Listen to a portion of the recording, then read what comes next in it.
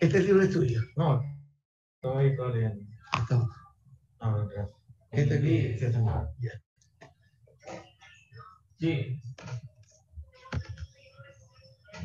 Ya listo. Ya, sí. Ahí no estamos. Ya. Bien. Recuerden que yo planteo cuestiones muy puntuales. Aló, ¿qué pasó? Ponte a hacer lo que tú tengas que hacer. Entonces llévatelo. Pero tráemelo a las 12. Ya. A las 12.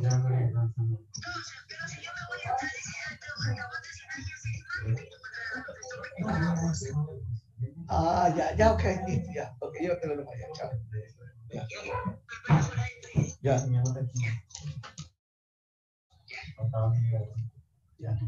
Entonces, sí, entonces, como les decía, lo que enseño son cuestiones muy puntuales, específicas, que permitan, y con palabras aparentemente sencillas, comunes o vulgares, que permite, ojalá, llegar al auditorio y que ustedes aprehendan el conocimiento. Entonces, por ejemplo, un hecho muy puntual que deben de conocer es que el compartimento vascular es el compartimento de entre los líquidos corporales, el compartimento principal, el fundamental. ¿Por qué? Porque todo entra por la boca. Pues. Es decir, ¿qué quiere decir todo entra por la boca? La naturaleza nos provee, ¿no? Y por lo tanto nos provee de los macronutrientes, de los micronutrientes, de los elementos químicos que se requieren para hacer las reacciones químicas neurohormonales que permiten llevar adelante una serie de acciones para mantener el medio interno. Entonces, desde ese punto de vista, el riñón es el responsable pues, de mantener el medio interno y no hace su trabajo de manera individual. Requiere la participación de otros órganos, aparatos y sistemas. Esos órganos, aparatos y sistemas pueden ser la acción del riñón, como también de esos órganos, aparatos y sistemas pueden proveer un hecho fundamental, que es la interacción del riñón y las hormonas para llevar adelante todas las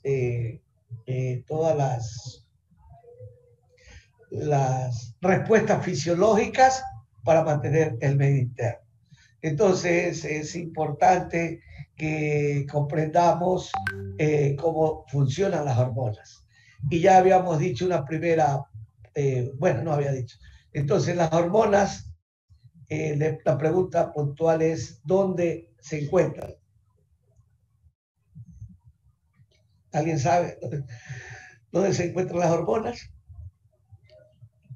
Bien, las hormonas se encuentran almacenadas, las hormonas se secretan o las hormonas se forman y se secretan. Ya, muy bien. ¿A dónde se liberan? ¿A dónde se secretan? ¿Y a dónde se forman y se secretan?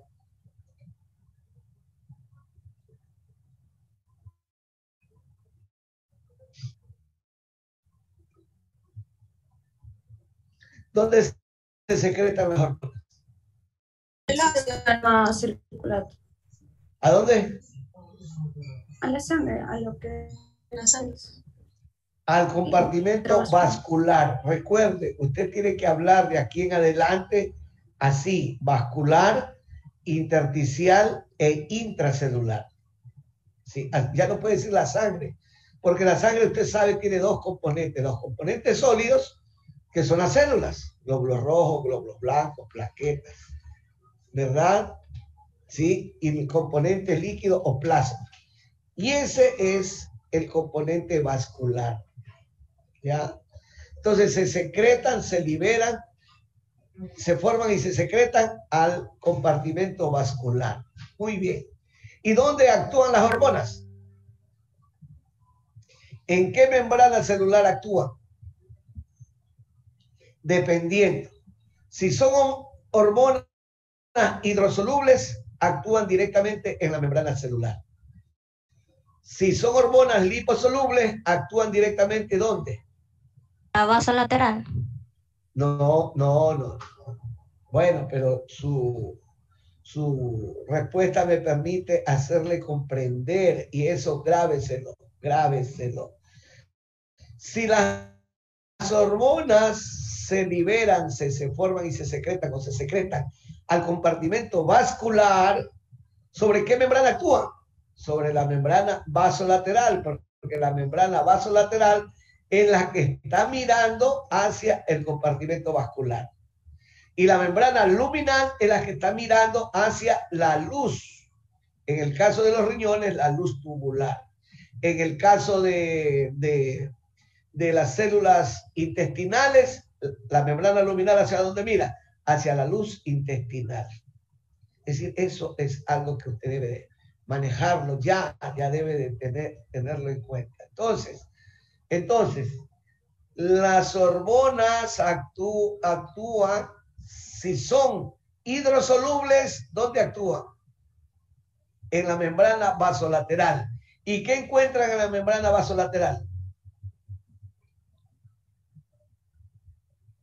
Los receptores. Por lo tanto, si no hay los receptores, no se puede formar el complejo hormona-receptor. Es decir, las hormonas, para poder funcionar dentro de la célula o en la membrana celular, si son hidrosolubles, requieren de su receptor o de su transporte para que se forme el complejo hormona-receptor. Esto es muy importante entenderlo, porque pudiera ser que haya una enfermedad genética en que se evidencia porque no hay receptores o hay resistencia de los receptores. Ya vimos respecto a la glucosa, Fanconi, no hay suficientes receptores o hay resistencia de los receptores o se inhiben los receptores, ¿sí ve? De glucosa, ¿ya? En la luz de los túbulos renales proximales. Igual ocurre con las hormonas. Pudiera ser que haya una resistencia de los receptores al trabajo de las hormonas. Entonces, una vez que las hormonas encuentran en la membrana celular a su receptor, forma el complejo hormona-receptor, ¿sí ve? Y viene, ¿ves? Porque hay bicapa lipídica, pues, ¿no? Una capa que mira hacia el extracelular y una capa que mira hacia el citosol plasmático o intracelular. Aunque ya está, pero mira hacia el citosol plasmático. En donde se encuentran las acciones inhibitorias o estimuladoras. Pero el hecho cierto es que aquí hay un conjunto de enzimas, la adenilciclasa, la guanilato ciclasa, el recambio fosfatidil inositol, sobre que ese complejo hormona receptor actúa. ¿Sí? Enzimas que están inactivas, pero que ese complejo hormona receptor la activa. Y ahí hice una pregunta a los grupos de ayer.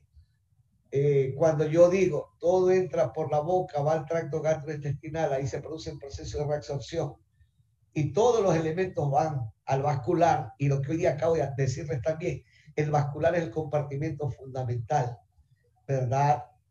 Que su homeostasis o su equilibrio es el que permite el buen funcionamiento celular. Bajo esa perspectiva, ¿qué ocurre con la glucosa que se quedó en el vascular porque el paciente tiene déficit absoluto relativo de glucosa? Respecto a algo parecido a lo que estoy hablando aquí. Los que tienen nefropatía diabética, que me digan.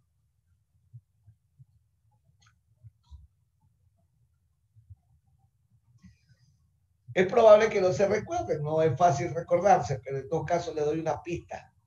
¿Conoce usted la aldolasa reductasa? Los que tienen nefropatía diabética. O sea, Sí, doctor. Ya, habla. o sea, yo tengo entendido que es una enzima que de Permite.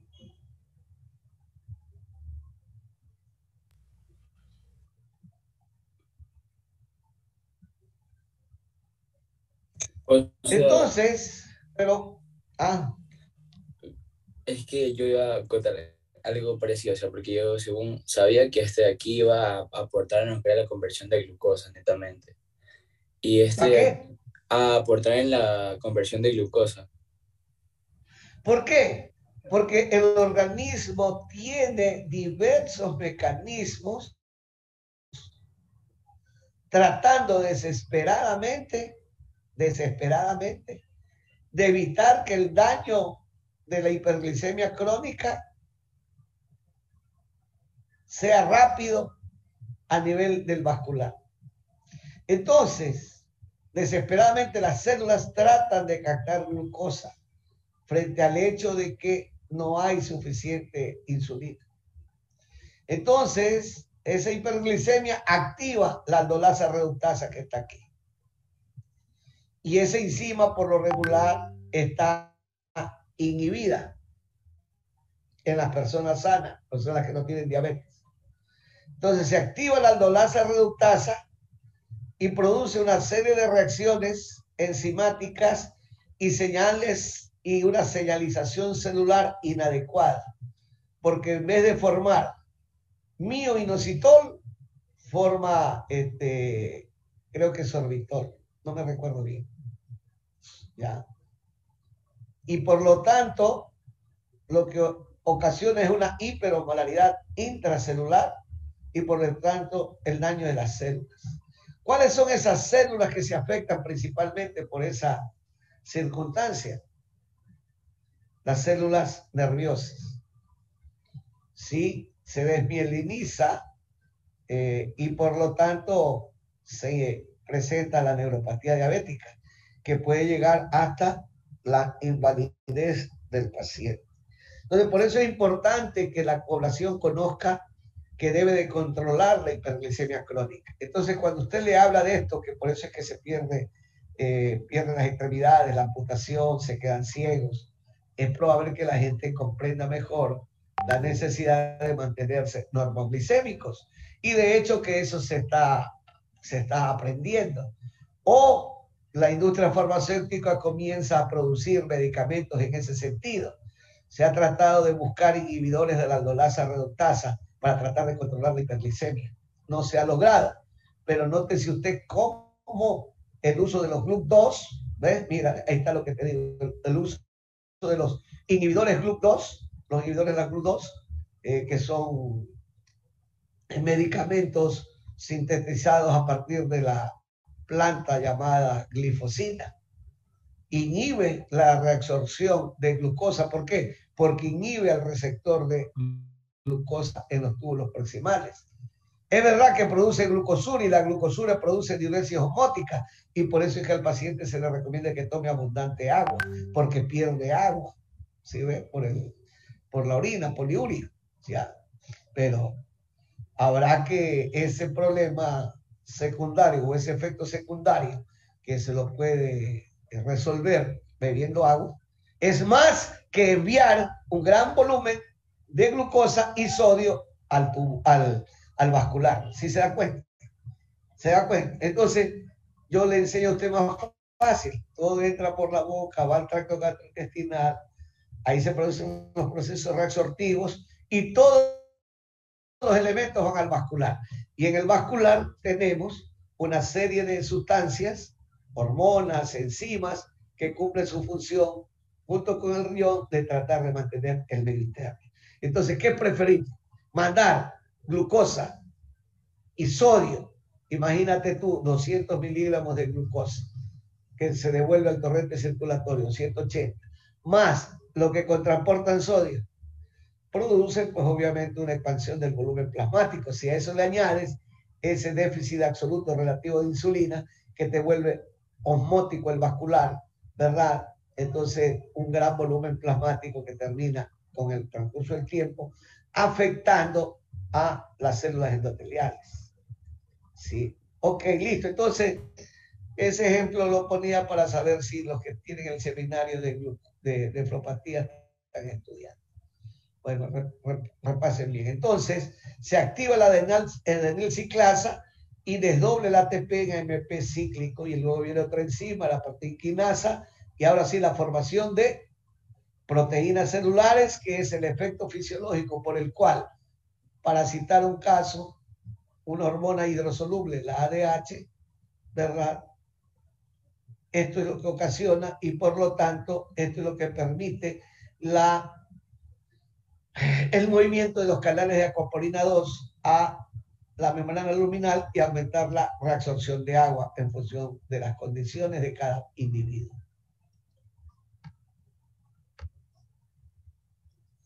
Ahí tienes otra, mira, otra hormona hidrosoluble que activa la fosfolipasa C y se produce todo esto. Aquí efectos fisiológicos. Y aquí tienes una hormona que es liposoluble, la aldosterona o el calcitriol, ¿verdad? Que como es liposoluble, penetra con facilidad la membrana celular y encuentra en el citosol plasmático, ¿verdad?, su receptor. Forma su complejo hormona receptor, actúa directamente sobre el núcleo, produciendo transcripción y la formación de nuevas proteínas, cuyo efecto fisiológico significará, en el caso de la aldosterona, abrir canales de sodio y abrir canales de potasio. Abriendo canales de potasio, eliminamos el exceso de potasio proveniente de la dieta, y abriendo cuantos canales de sodio tenga que abrir la acción de la aldosterona en función de la hipovolemia que pudiéramos tener todas las personas, porque no se requiere estar enfermo para estar hipovolémico. Hoy día ustedes juegan full pelota, no toman suficientes líquidos porque no toman suficientes líquidos por X y Z circunstancias, amén de que el balance hídrico es negativo, entonces no pasa nada porque minuto a minuto la aldosterona estará abriendo canales de sodio para mantener la normovolemia. Muy bien. Entonces, empezaríamos con la primera hormona. Entonces, si ve aquí lo que yo estoy diciendo, ¿qué es esto? La pituitaria 11 o hipófisis. Aquí que está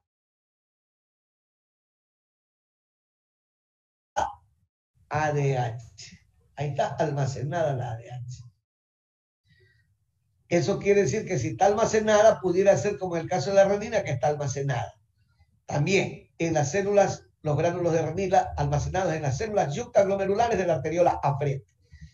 Asimismo, la ADH está almacenada, pero dentro de la glándula pituitaria o hipófisis posterior. ¿Sí ven? Pero viene viajando por los axones, porque es producida en los núcleos supraópticos y paraventriculares. ¿Sí ven? PAC se almacena.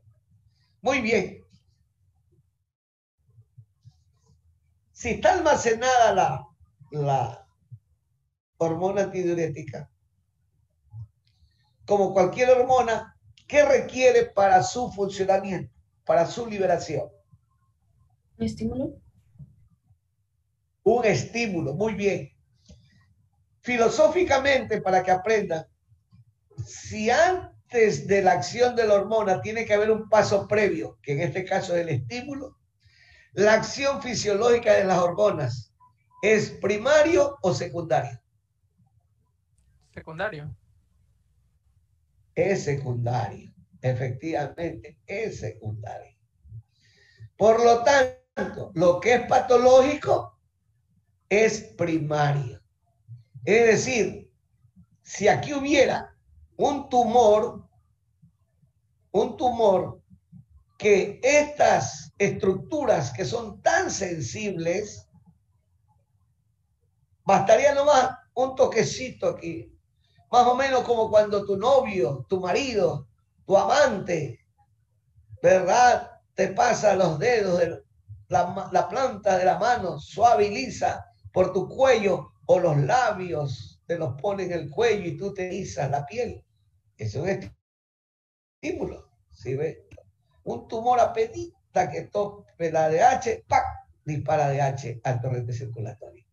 Porque son estructuras muy sensibles, muy sensibles.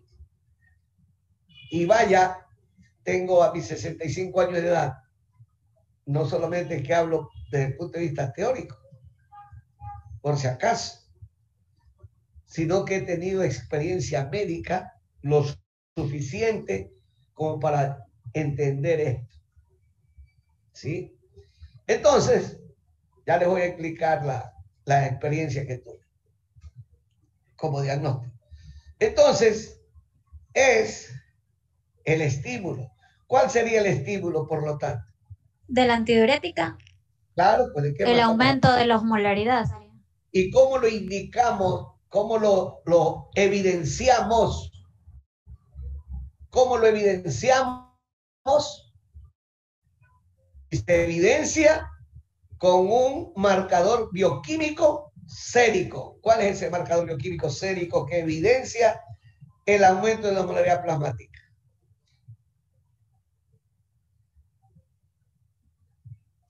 Ese examen.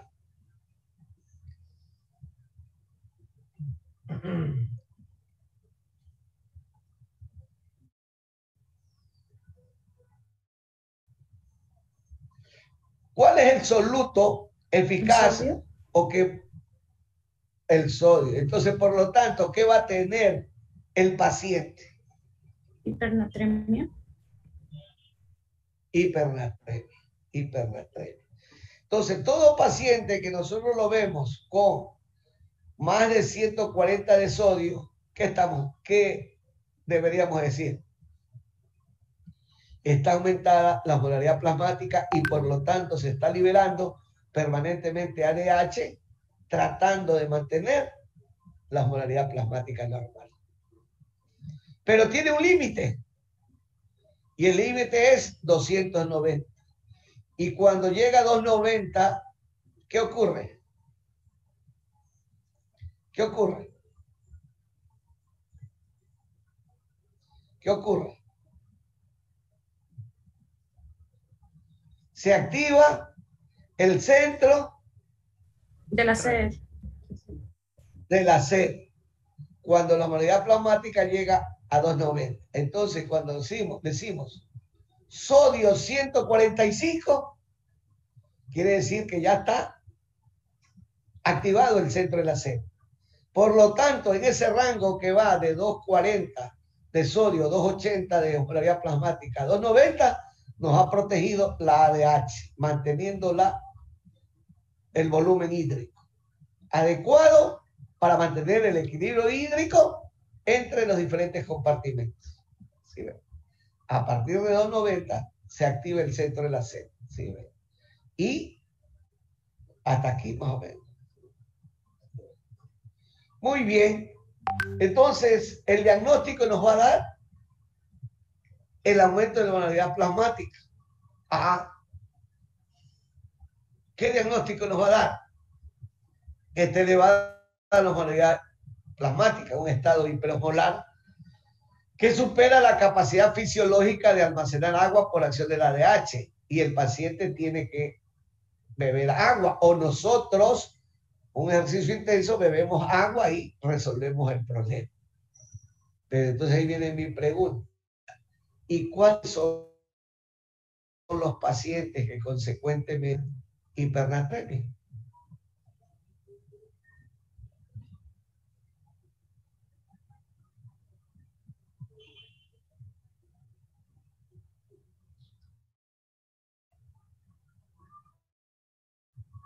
Las personas que tendrían hipernatremia.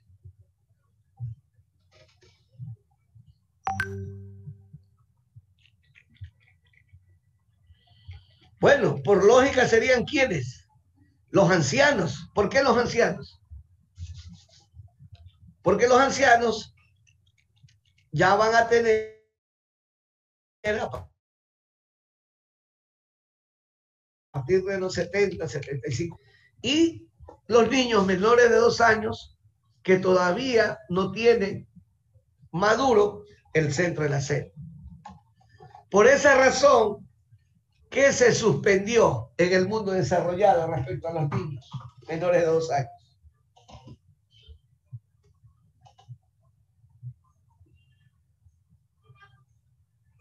La leche materna, la leche artificial.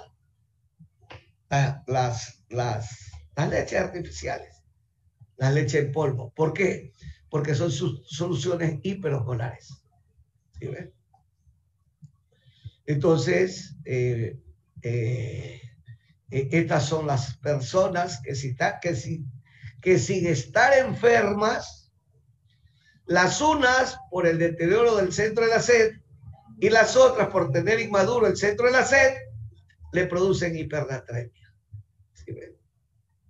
Porque no tienen ese mecanismo fisiológico que, a más de la antidiurética, la activación del centro de la sed haga de que se adquiera el nuevo estado hídrico o volumen de agua en el vascular.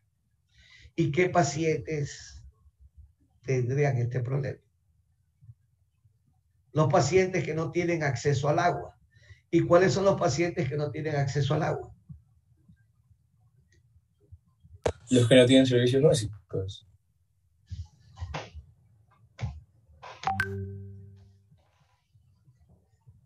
Bueno, eso ve más que sea agua por tanque. Pacientes estamos hablando.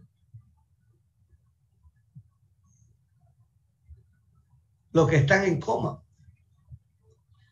Los que están en coma no tienen posibilidades de beber agua, aunque tengan activo el centro de la sed. No tienen posibilidades, porque están en coma. Por lo tanto, en las indicaciones que le damos al personal de enfermería y en la prescripción que dejamos en la historia clínica, ¿qué dejamos como prescripción? ¿Qué dejamos como prescripción? Darle agua. Señora licenciada, Juanita, por favor, tiene que darle 4 vasos de agua al paciente. Pasarles por la sonda nasogástrica. ¿Ya? Y si no tiene sonda nasogástrica, está conectado a un respirador. ¿Qué tipo de solución tenemos que tener entre las soluciones que le estamos administrando al paciente?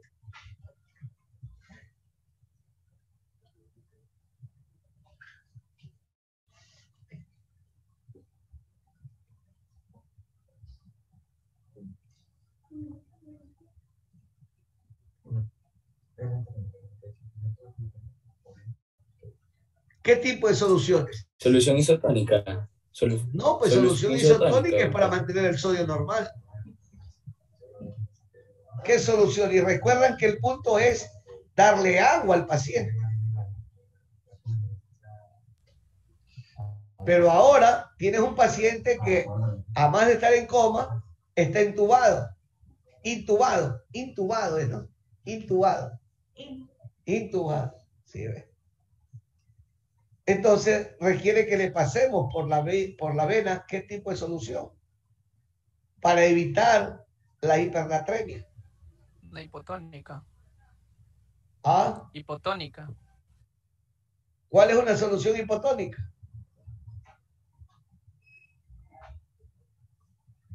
Bien, si no sabe cuál es una solución hipotónica, le pido de que saque la solución hipotónica. Saque cuando es una solución hipotónica, y se supone que uno saca cuando es una solución hipotónica cuando tiene una osmolaridad menor de 280. ¿Cómo se la saca? Se la saca, ya le dije, miligramos por 10, miligramos por decilitro por 10, porque de esa forma pasamos a litro sobre el peso molecular. Entonces, si nosotros decimos dextrosa al 5%, quiere decir que tenemos 5 gramos por cada 100. Si es de 1000, tenemos entonces ¿cuánto? 5000 miligramos sobre 180. Entonces 500 dividido para 18, ¿cuánto es? ¿Cuánto es 500 dividido para 18? 27.7. No. 500 dividido para 18, dijo. No, pues no va a ser 27.7. ¿Sí? Eso sale. ¿Cuánto? Sí, lo mismo que dijo. No. 5, a ver, dextrosa al 5% significa que por cada 100 ml tenemos 5 gramos de glucosa. Si la dextrosa tiene 1000, ¿cuánto tendremos entonces? 50 gramos. No, pero tienes que llevarlo a litros. 50.000. ¿Sí ves? ¿Cuánto es el peso atómico de la glucosa? 180. Entonces queda ¿cuánto? 5.000 dividido para 18. Así sale. ¿Cuánto da? 277. 277. ¿Sí ven? Si es 277, ¿qué es? Miliosmoles sería. ¿Qué es 277? Una solución hipotónica. Hipotónica, ¿sí ven? Le da una solución hipotónica. Claro, si es diabético, la glucosa, entonces póngale dentro de la glucosa insulina para que neutralice la carga de glucosa. ¿Sí ven? ¿Se da cuenta? Pero le da solución hipotónica. Más aún en esos pacientes que requieren alimentación parenteral y todas las soluciones parenterales, o sea, de alimentación parenteral son hiperosmolares. Entonces le incrementan la osmolaridad y a veces esos intensivistas no saben por qué es que el paciente sigue en coma. ¿Y por qué una hipernatremia severa puede ocasionar coma y la muerte del paciente? ¿Por qué?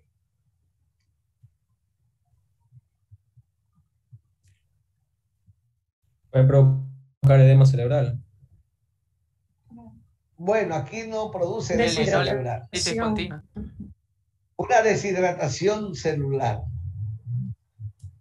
Una deshidratación celular porque el agua, frente a ese estado hiperosmolar intenso, sale agua del interior de la célula.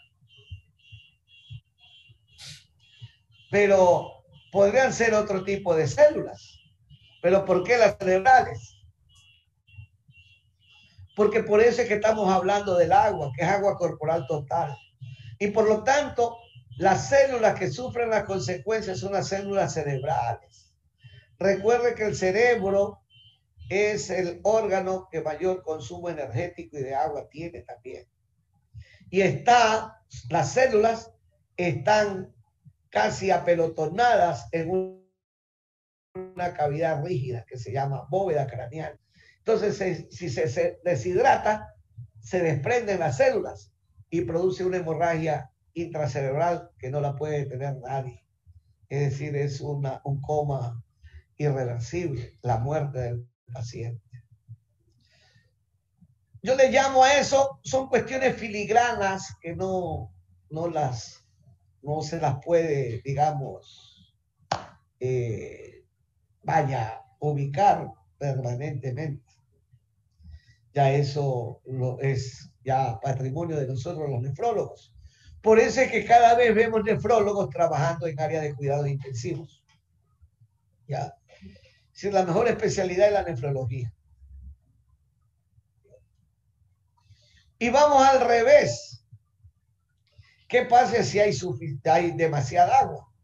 Hay hiponatremia y por lo tanto, ¿qué va a haber? Sobrehidratación celular. ¿De quién? De las células cerebrales. Y asimismo, ahora ¿qué va a haber? Hinchazón celular y explosión celular. Y ahí sí un gran edema. Que termina también ocasionando hemorragia intracelular porque se rompen las células. Muy bien. Entonces, la hiperosmolaridad es identificada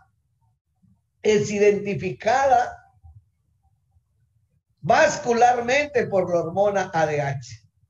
Se libera a la circulación o al compartimento vascular ADH y llega a las células del túbulo colector medular. Ya le dije, encuentra su complejo, encuentra su receptor B2, que es el receptor antidiurético de la antidiurética, porque la hormona se llama arginina vasopresina. Entonces, encuentra ahí su receptor, se internaliza en las células tubulares colectores medulares, moviliza los canales, cuántos canales de acuaporina 2 debe de movilizar y aumenta la reabsorción renal de agua y de esa forma vuelve el equilibrio hídrico, ¿sí? A nivel del vascular. Esa es la acción de todos los días de nuestra existencia, la acción fisiológica de la ADH. Y si eso es insuficiente, se activa el centro de la sed, que acaban de saber en qué tipo de personas y pacientes esta circunstancia se presenta, y ya es cuestión de ustedes que lo tengan presente en su memoria, ¿verdad? ¿Sí ve? ¿Cuál es el otro elemento que me permite asimismo demostrarles? Y ayer le decía a los alumnos, el próximo, bueno, ya saqué un libro, ¿verdad? Sobre el COVID. Aquí está. Vale $2. Pero prácticamente lo he regalado, pero ustedes pagan tributo porque enseñar cuesta. $2. Mi siguiente libro es sobre mi biografía. Doctor, ¿y su libro de COVID dónde lo podemos leer? O sea, ¿se compra por ahí algún con los ayudantes, o con los ayudantes, o algo con los así? ayudantes aquí. Oh, Mi yeah. siguiente libro, que ya también ya lo he terminado de escribir gracias ahora a la modernidad, pues entonces tú comienzas a grabar y a hablar como loco. Y como tengo asistentes, pues, y amigos periodistas que me ayudan, entonces todas me graban y luego me van arreglando. Entonces yo me he movido en 3 campos, en el campo médico, en el campo político y en el campo empresarial. Entonces ya le puse título también, Mi vida en la medicina, en la política y en las empresas. Yo he formado 7 empresas y 5 están muy activas, 5. Ahora soy vendedor de agua. Puragua se llama el agua. Puragua. Sí, vendemos más o menos 2.200 botellones de agua al mes.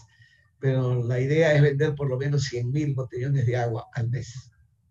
A eso vamos. Bueno, entonces eso es porque como soy nefrólogo y tengo mis 2 clínicas de diálisis, entonces saqué la planta de tratamiento de agua y cambié, y esa planta de tratamiento de agua, en vez de venderla, puse una empresa de agua y le di trabajo a la gente, y tengo 3.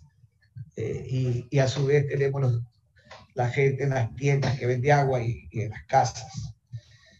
Y mi siguiente libro, a propósito de la diapositiva, por eso es que le estoy diciendo estas cosas, ya ese sería un libro académico, científico, de nefrología, que se llamará ese libro La vida es agua y sal. Agua y sal. Y entonces ahí está la evidencia. Aquí está la evidencia. ¿Qué quiere decir aquí está la evidencia? Mire usted, el siguiente estímulo principal para que se libere ADH es la depresión de volumen sanguíneo. Y note usted, mire, que con menos del 5% del volumen sanguíneo se libera ADH. Pero el problema es saber qué tipo de volumen sanguíneo es. Y ahí es que hay que comprender lo que le estoy comentando. Entonces hay que saber el concepto de volumen circulante efectivo o volumen circulante eficaz. ¿Cuál es el concepto?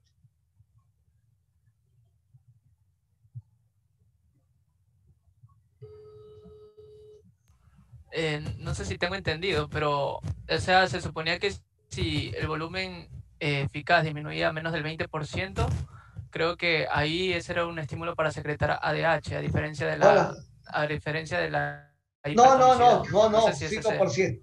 Dime, Roberto, porque estoy en clase, cuéntame. De todas maneras, Roberto, mañana voy a estar por allá. Ya, hermano, gracias.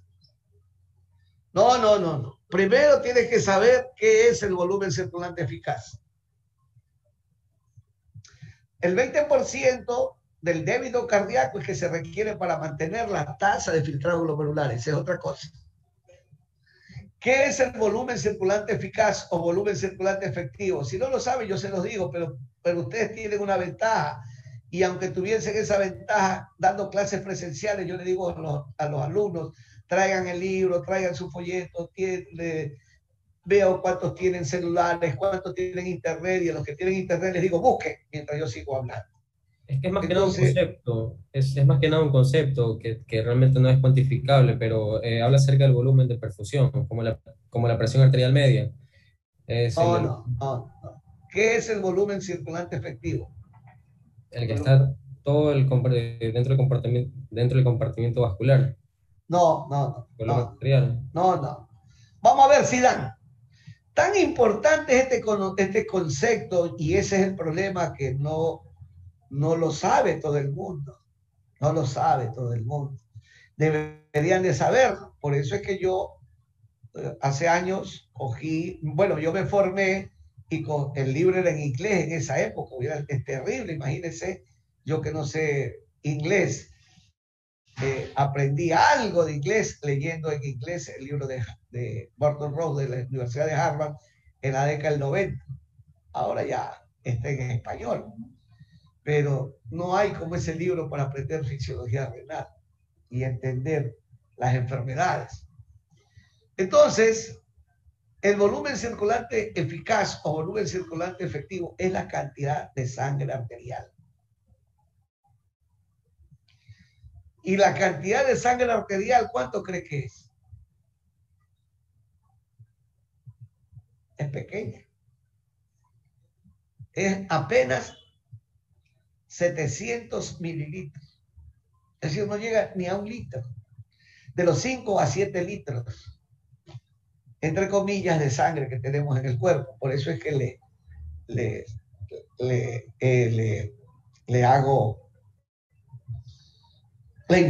informo. Miren, y tan importante es que precisamente, ¿qué son los vasoreceptores?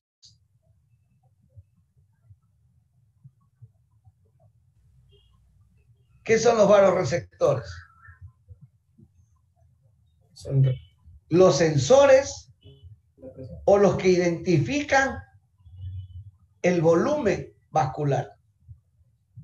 ¿Y dónde cree que están ubicados? Que deben saberlo. Los receptores de volumen, los vasoreceptores. ¿Dónde están ubicados? A ver. En la carótida. Callado de la aorta. Callado aórtico. Aórtico y carótida interna.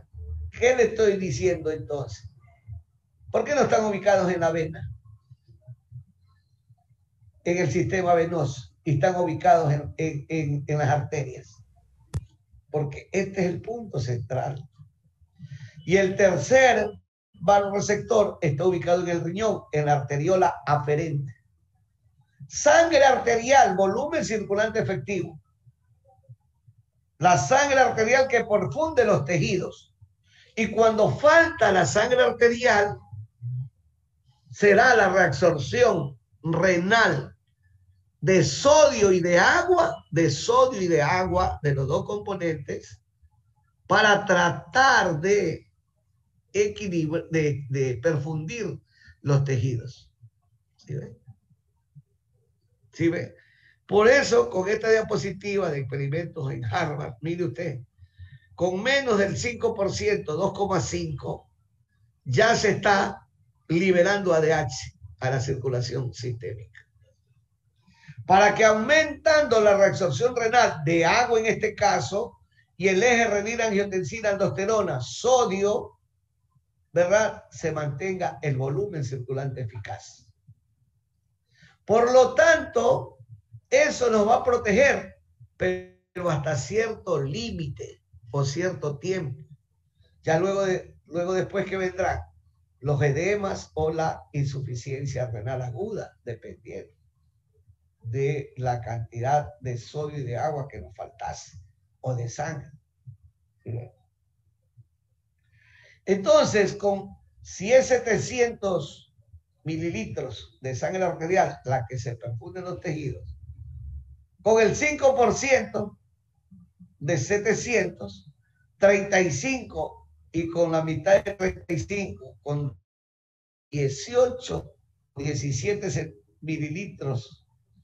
Miren, tan sensible es la falta de sangre arterial que eso es depresión de volumen sanguíneo.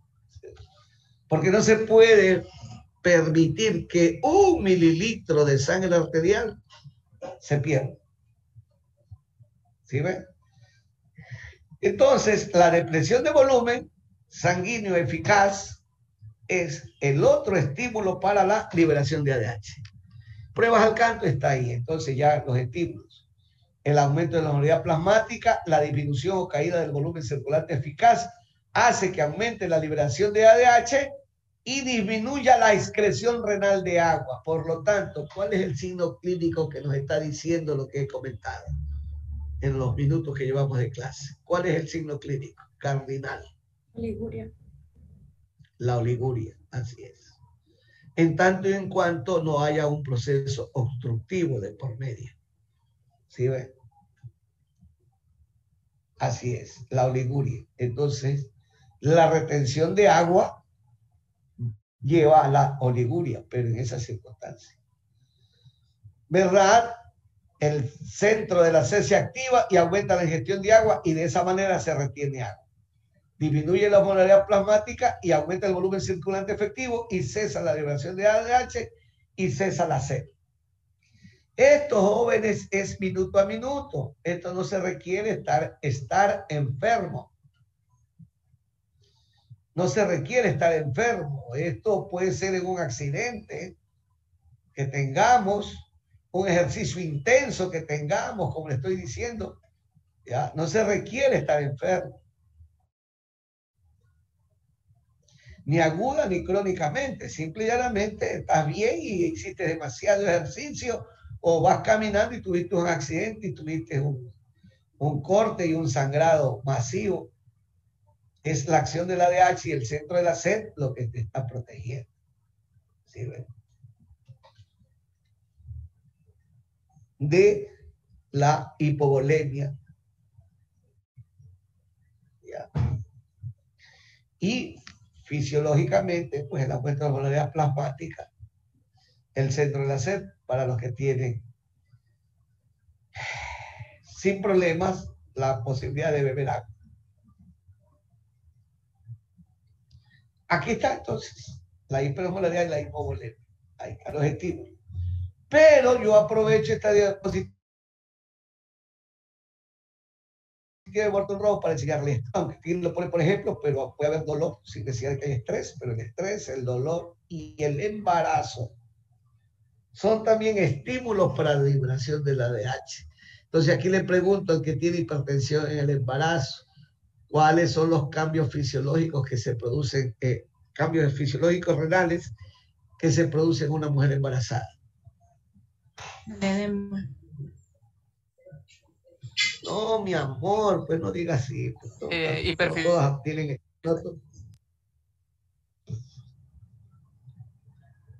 Pero antes de eso...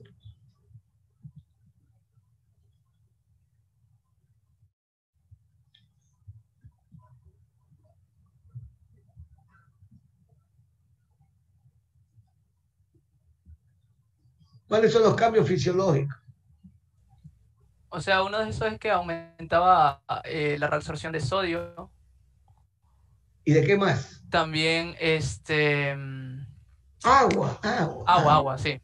Sí, entonces las mujeres embarazadas tienen un aumento del 30% de la reabsorción de sodio y de agua. ¿Por qué?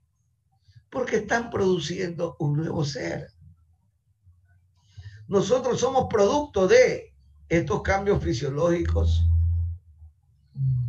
nefrohumorales, nefrohormonales, ¿verdad?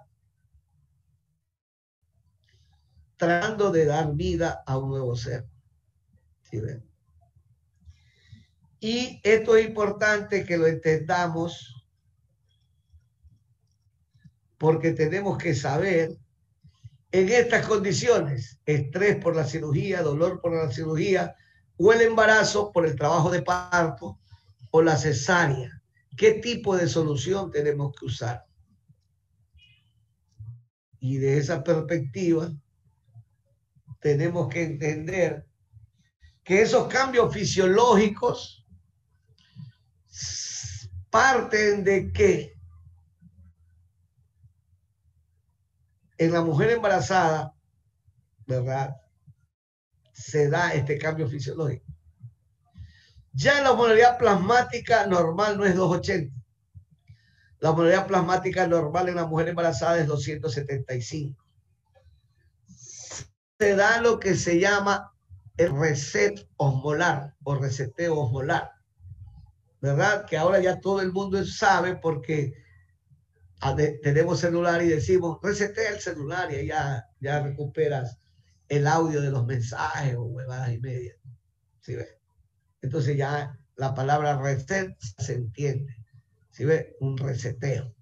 Entonces, asimismo, la mujer embarazada es una condición fisiológica diferente, aunque este man quiere estar embarazado. ¿Ya? ¿Sí ves?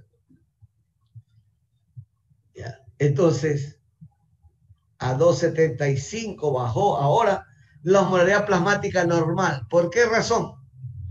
Para que con el incremento de la osmolaridad plasmática 2,75, 2,3% se libere ADH.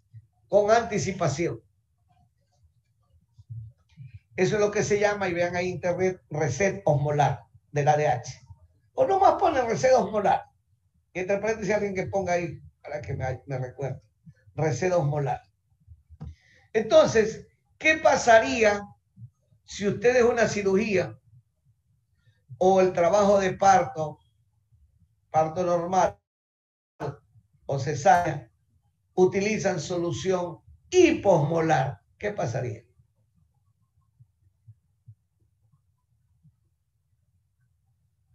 Ya dijo alguien, puede tener una mujer embarazada edema. Mira tú. O sea, mira tú la cantidad de agua. Ya dijo alguien también, hiperfiltración. Mira, ya dijeron dos alumnos, mira tú, la cantidad de agua trata de ser sacada del vascular. Aumenta la presión hidrostática en los capilares. ¿Y a dónde va el agua? A intersticio. Por eso la mujer embarazada tiene un edema fisiológico al final del parto, en el último trimestre. Y desde el inicio, por este aumento de la restricción renal de sodio y agua, las mujeres embarazadas tienen aumentada la tasa de filtrado glomerular como un evento fisiológico. Y no obstante de aquello, sigue teniendo un gran volumen de agua el vascular. Entonces tú vienes y haces la cirugía, ¿verdad? Con solución hipotónica, ¿qué le puedes causar?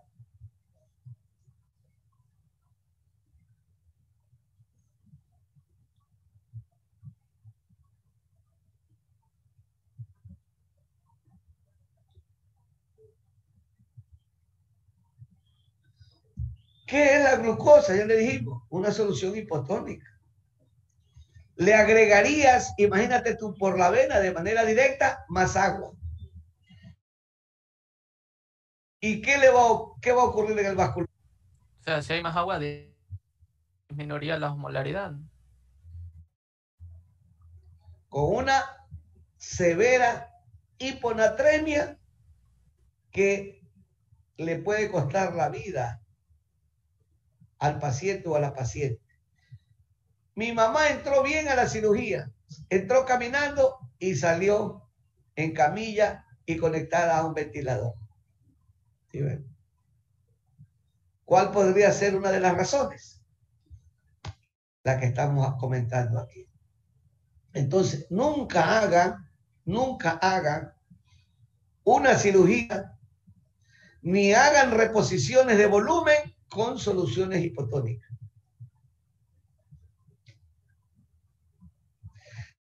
Salvo que no tenga más. Entonces póngale a la dextrosa 2 ampollas de Soletrol MA.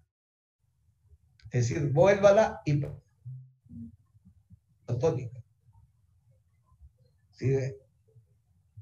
Pues bien, esto es lo que determina el conocimiento fisiológico aplicado a las enfermedades, que ustedes aprendan el conocimiento y cometan menos errores. Ok, listo.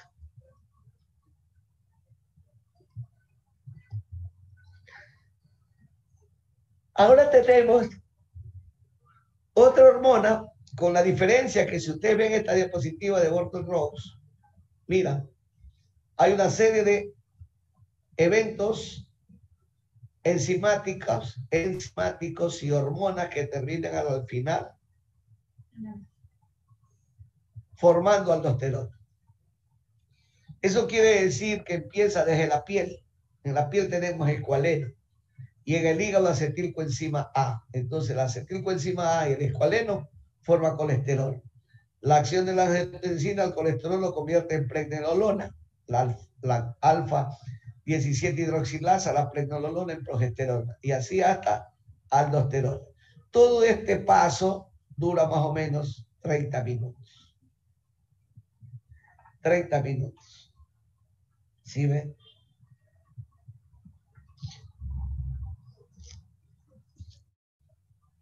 Muy bien. ¿Cuál es el estímulo para la formación mire, ¿cuál es el estímulo para la formación y secreción de aldosterona?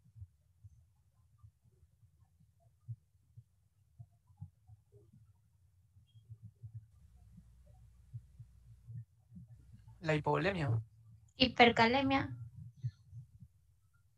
La hipercalemia y la hipovolemia. Pero así como la ADH, primero es la osmolaridad plasmática elevada y luego la hipovolemia, asimismo aquí la aldosterona, primero es la hipercalemia y luego la hipovolemia. ¿Sí ve? ¿Qué pasaría si usted directamente a la vena se pone una ampolla de cloruro de potasio?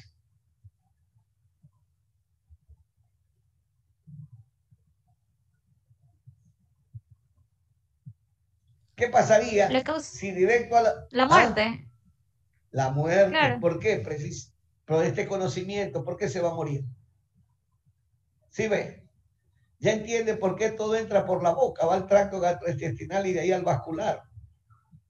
Pero la campaña no. Pero la campaña, el enamorado lo traicionó o la dejó y se mató poniéndose potasio directamente a la vena. ¿Sí ve? ¿Sí ve? ¿Qué quiere decir esto? Que esto es importante.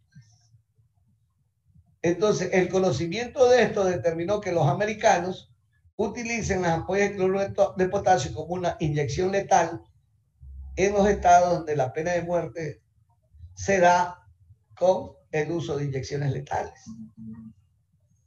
O también, como dice aquí mi ayudante Adriana, la eutanasia. ¿Sí ve? La eutanasia. ¿Sí ve? Y en algún momento esa vaina se vendrá para acá en Europa y hay la eutanasia. Entonces la eutanasia se hace con precisamente cloruro de potasio. Terrible. Ya comprendió esa máxima mía. Todo entra por la boca, va al tracto gastrointestinal. Ahí se hace el proceso de reabsorción y todos los elementos van al vascular. Entonces, respecto al potasio, ¿qué tenemos en el vascular? ¿Qué tenemos en el vascular?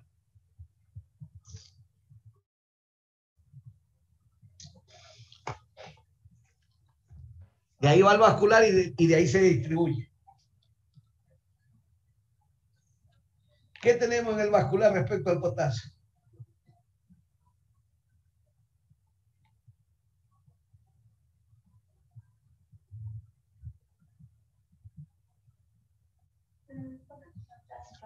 No, pero antes de estar dentro de la célula, ¿dónde va? Va al vascular, pues entienda, todo entra por la boca, va al tracto gastrointestinal y de ahí al vascular. Respecto al potasio.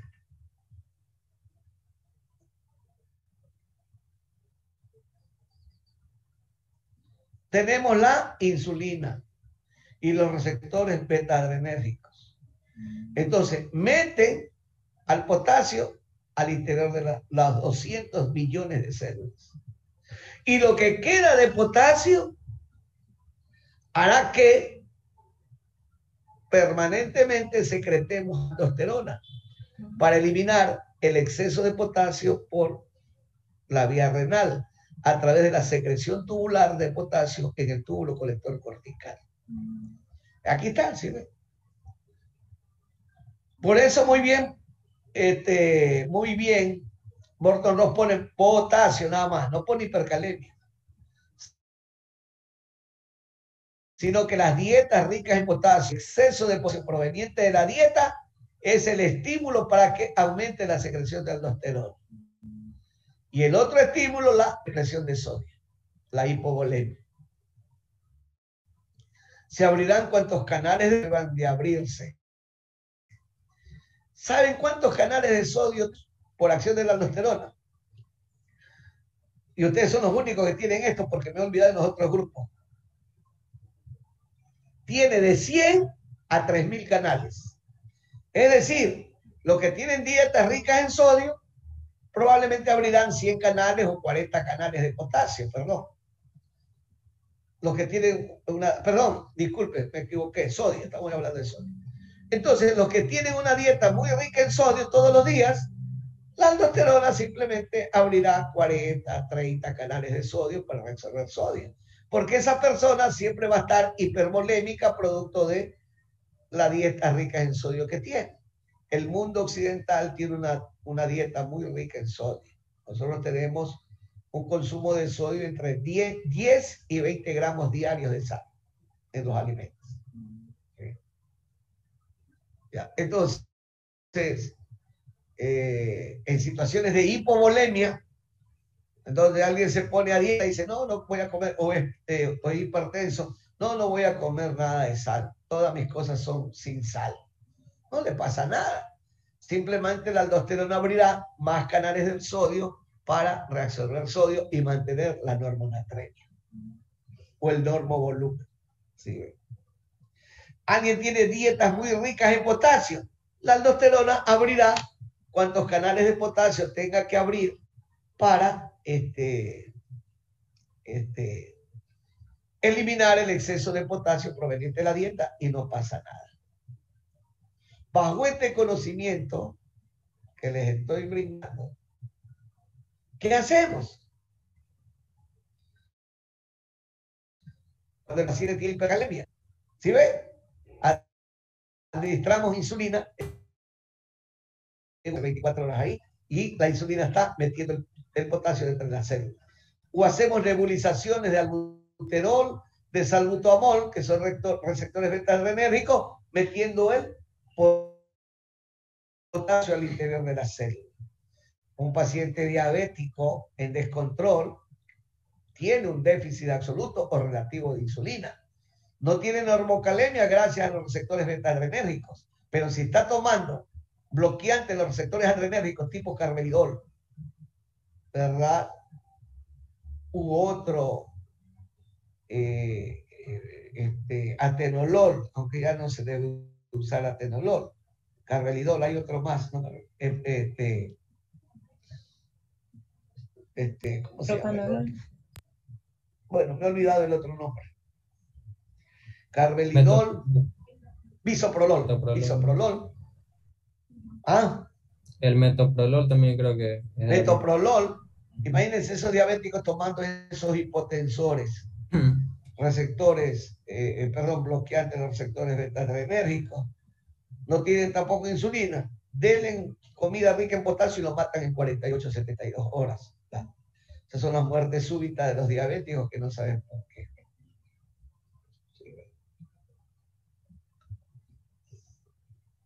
Ok, entonces, esto es lo importante de saber de la aldosterona. Muy bien.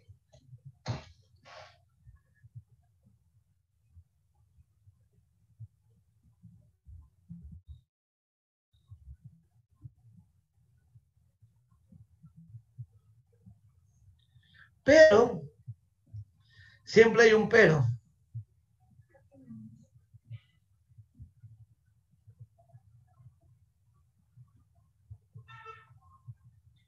Siempre hay un pero. Y el pero está ahí.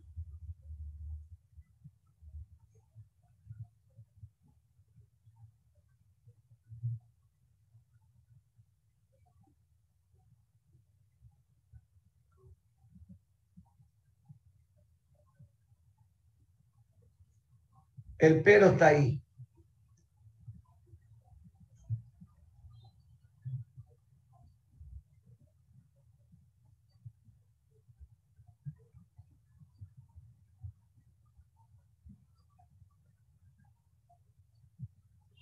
Ahí está el pedo.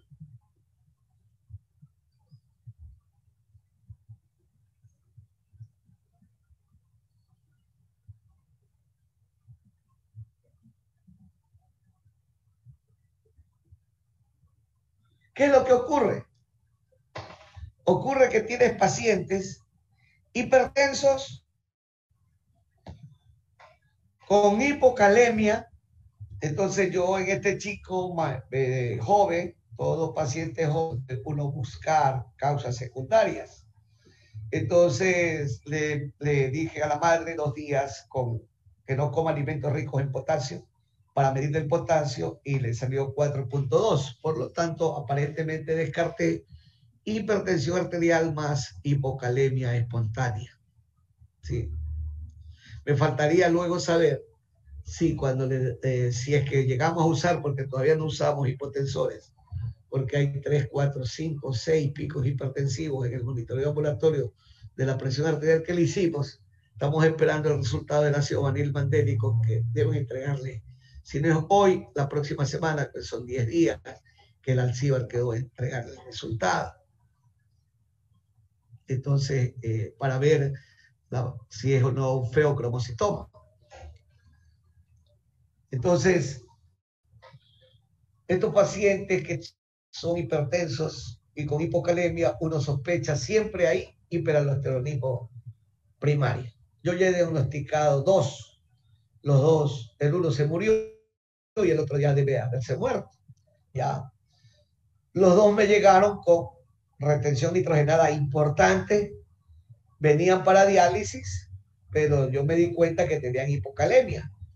Entonces, al darme cuenta que tenía hipocalemia y deberían de tener anormocalemia o hipercalemia por la nefropatía crónica avanzada. Entonces les envié a hacer una tomografía de suprarrenales y riñones, con tan mala fortuna que encontré ahí tumor adrenal que ya había invadido a riñones. Entonces, era unilateral. Pero el urólogo, como la mujer tenía cerca de 80 años de edad, no la operó. Me dijo, déjala vivir. A los 6 meses se murió. Claro, entonces yo llamé por teléfono porque me quedé intrigado. La llamé y me dijo, ya se murió mi abuelita. Ah, bueno, chévere. Pero el diagnóstico lo tuve. Un tumor de suprarrenales. Entonces estos pacientes tienen una característica, algo peculiar. Tienen hipertensión arterial, tienen hipocalemia, pero no tienen edemas. No tienen edemas. No tienen edemas. Entonces, los investigadores de Harvard, intrigados, hicieron un experimento. Aquí está el experimento. Le administraron a una persona normal aldosterona por la vena. Le inyectaron aldosterona por la vena. Con aporte normal de sal. Y produjeron retención de cloruro de sodio y agua con pérdida de potasio. Persona sana, mire usted. A los otros grupos, los del día martes y miércoles me equivoqué, pero ayer jueves corregí. Porque si bien es cierto, esto yo lo tengo bien claro, pero a veces uno se olvida de cuestiones muy específicas como esta. Sujeto normal. Sujeto normal. Ahí hicieron el experimento. O sea, cogieron a un norteamericano, le dijeron, venga para acá, ¡pam! Le administraron aldosterona. Le produjeron retención de cloruro de sodio y agua con pérdida de potasio. ¿Sí ve? Entonces, el principal estímulo para la formación y secreción de aldosterona es el potasio, es decir, el potasio proveniente de la dieta. Mire, le produjeron pérdida de potasio. Pero lo más interesante es que al darle aldosterona adicional a la que produce sus suprarrenales, las células glomerulares, le aumentó la presión sanguínea, le conservó el potasio en sangre, potasio normal, y tuvo una ganancia de 3 kilos. Al cabo de unas horas, se produjo una diuresis espontánea y retornó el volumen plasmático a la normalidad. ¿Cómo es posible que le dieron aldosterona? Hubo sí la retención de cloruro de sodio, es decir, se abrieron más canales de sodio, reabsorbió sodio, pero eliminó el potasio, y el potasio en sangre fue. Entonces, a ese efecto fisiológico le llamaron escape de aldosterona. Pero no quedó ahí la cosa. Había que buscar qué es lo que, cómo es que se produjo la diuresis espontánea con retorno a la normalidad del volumen plasmático.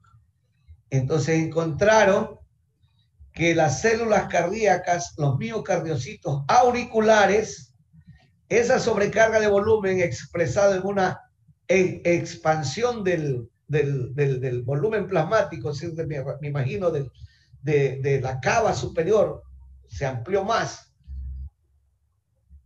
es más o menos equivalente, aquí viene el asunto, es más o menos equivalente como cuando tu marido, tu amante, ¿verdad? O tu novio, con sus labios en la nuca de en la nuca, te besa o te pasa la mano y tú te pones como piel de gallina.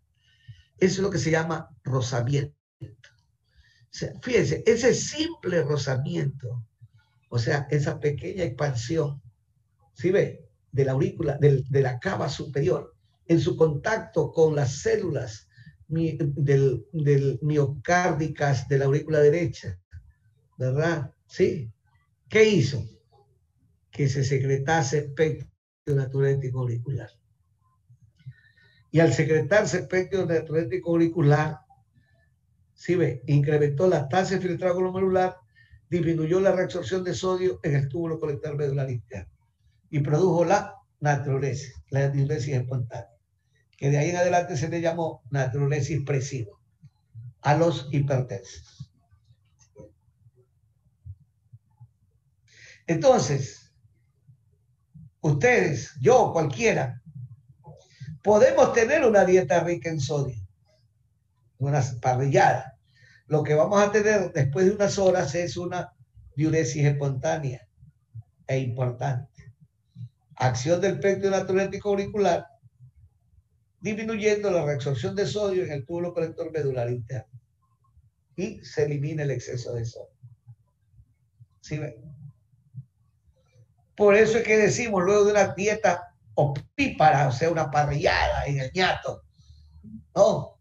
En la noche, en la casa, o en la mañanita, puta, oriné como caballo, dice el hombre, o la mujer dice, oriné como yegua. No es otra cosa que la natriuresis presiva, la diuresis espontánea después de una dieta muy rica en sodio. En síntesis, la hipovolemia la contrarresta el aumento de la reabsorción renal de sodio por acción del espectro natriurético auricular, por acción de las prostaglandinas, eliminamos el exceso de sodio acumulado y luego no pasa nada. ¿Sí? Pero si la hipovolemia persiste en el tiempo, entonces ahí sí va a pasar algo. ¿Qué quiere decir? Está persistiendo la hipovolemia porque no hemos tomado agua. ¿Sí ven?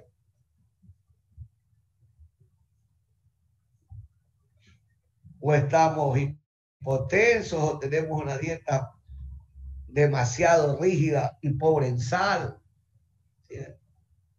Encima hacemos ejercicio, produciendo una insuficiencia renal aguda. ¿Sí? O esas dietas de manera permanente, cuando ustedes llegan a los 30, 35 años, 40 años, llegan los obesos. ¿Qué viene? La hipertensión arterial. Eso es normal que se vaya a dar. ¿Por qué? Porque esa persistencia de la secreción de espectro natriurético auricular, ¿verdad? Ya está cumpliendo su función hasta que ahí no más digo. Ya. Tan importante es esto que les estoy comentando, que en qué enfermedad el espectro natriurético auricular en sangre lo vemos elevado. Y es la evidencia que tenemos qué enfermedad.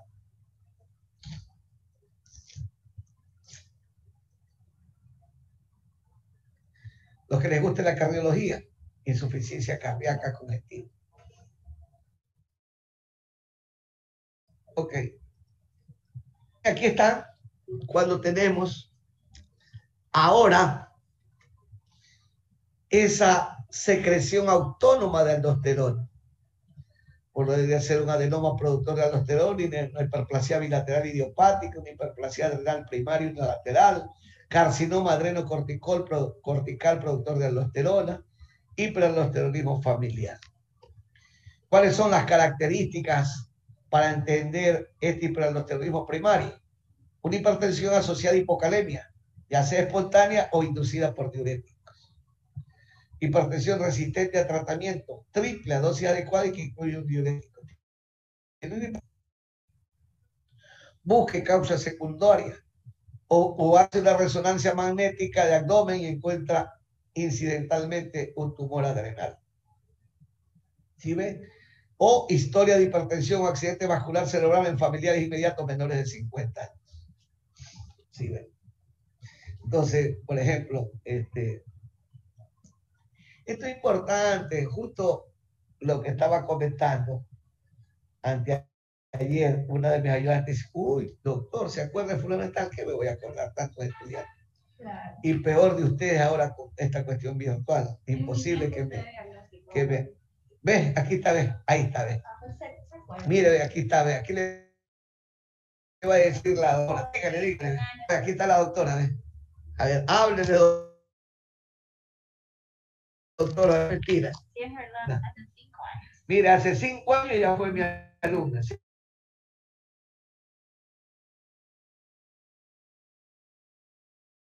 Sí.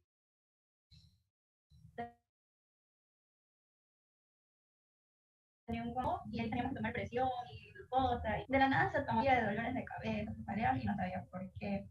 Entonces dijo, tómame la presión, me dijo. Entonces yo cogí y se la tomé.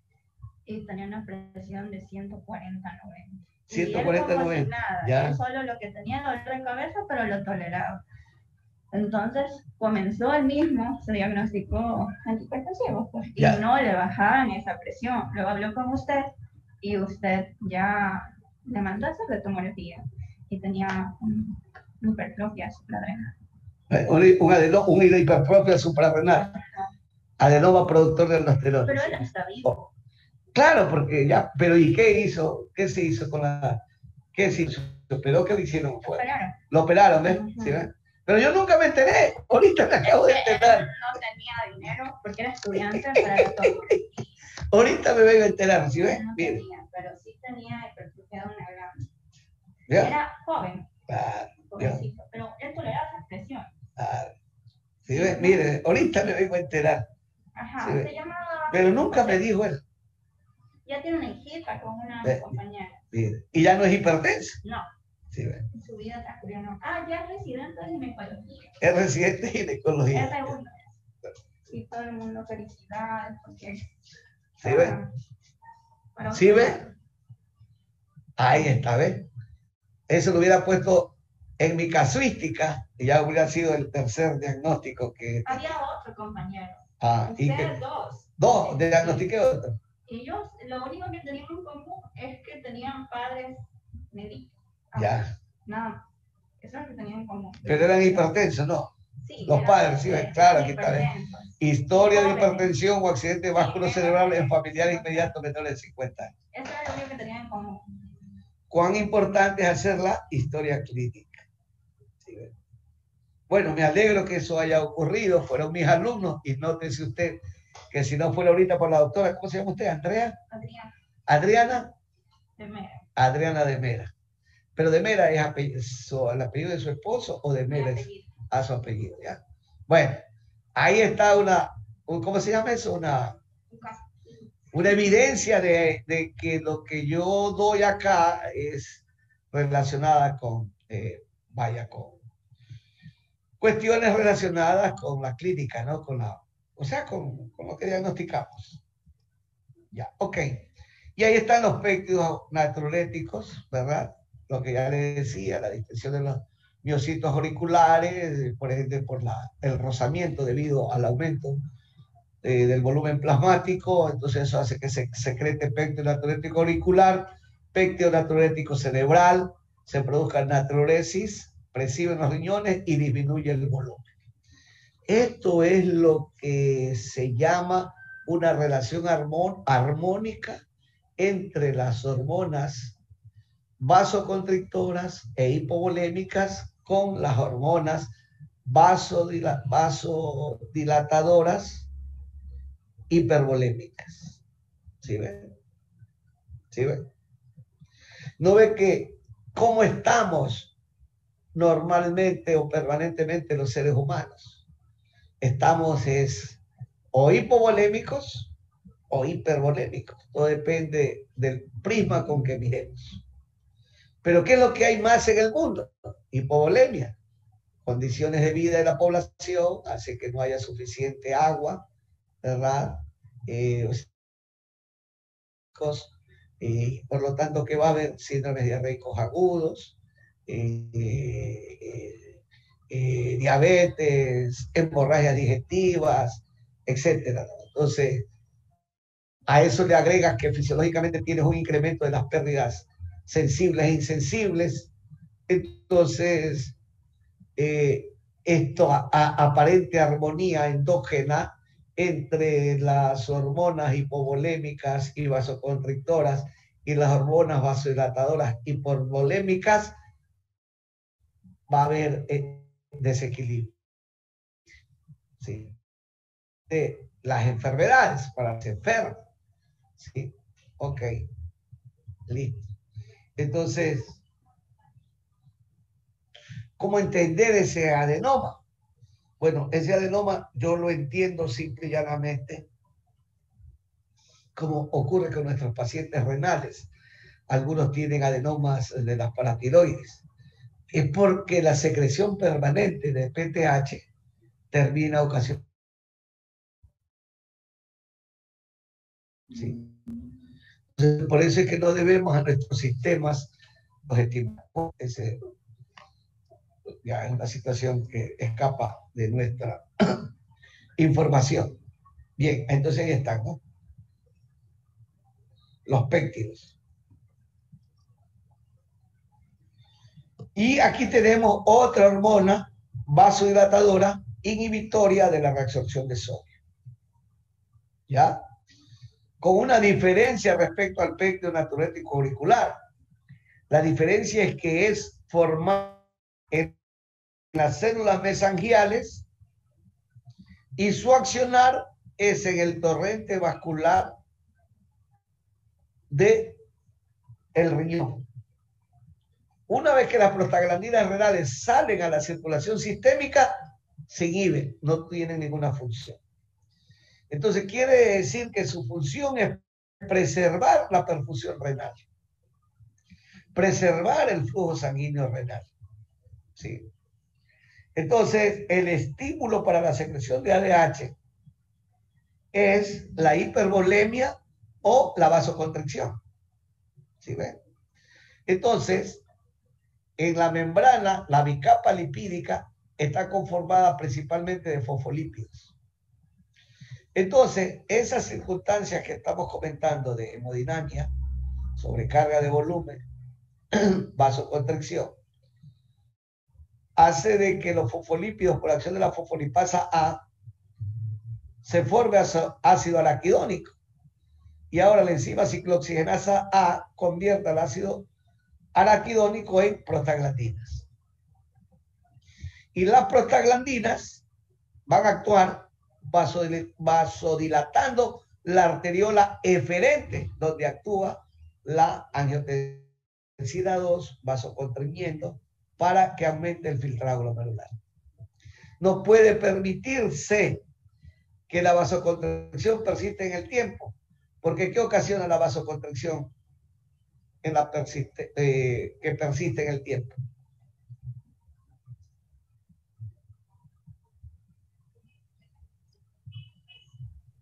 Bien, esto es importante que lo sepan. Entonces, claro, exactamente. Recuerde que primero lo que usted tiene es pérdida de agua. Eso es lo que se llama deshidratación.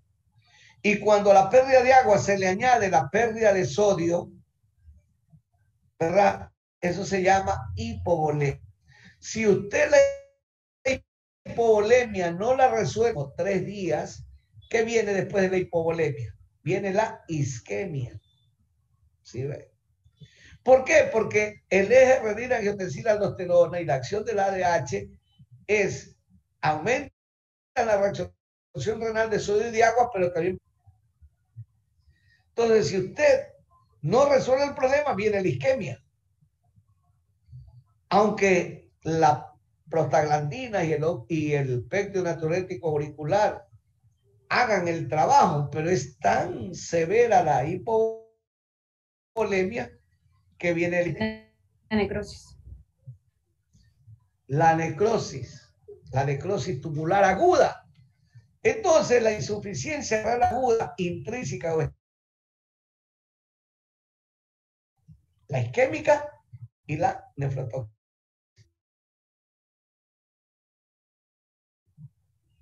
nefrotoxicidad.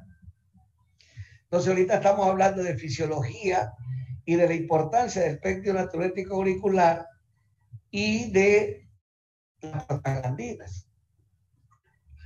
Pero hasta ahora no hemos encontrado medicamentos que reemplacen a los péptidos natriuréticos, no reemplacen, sino que hagan una función los péptidos natriuréticos sintéticos, será imposible, o prostaglandinas renales. O sea, que nos inyectemos prostaglandinas y vayan a actuar al nivel del riñón, lo cual es improbable. Pero el hecho cierto es saber fisiológicamente que tenemos prostaglandinas formadas y secretadas de esta forma. Formadas de esta forma. Que también forma prostaglandinas la ADH. Entonces, ahí viene lo que le decía, ¿sí ven? Entonces, las prostaglandinas mantienen el flujo sanguíneo renal y filtrado glomerular, disminuyendo la vasoconstricción renal inducida por angiotensina 2 y norepinefrina. Y antagonizan la función sistémica. Para nosotros, administrar AINES es no saber de nefrología. ¿Sí ven? ¿Cómo le vamos a administrar AINES a un paciente con insuficiencia renal aguda, a un paciente con enfermedad renal crónica, a un paciente con diabetes? No le podemos, pero así es la gente. ¿Sí ven? Entonces, si usted prescribe AINES en esas circunstancias, va a una insuficiencia renal aguda, asociarse con aumento de los vasoconstrictores renales por la hipovolemia, entonces obvio que va a producir una insuficiencia renal aguda.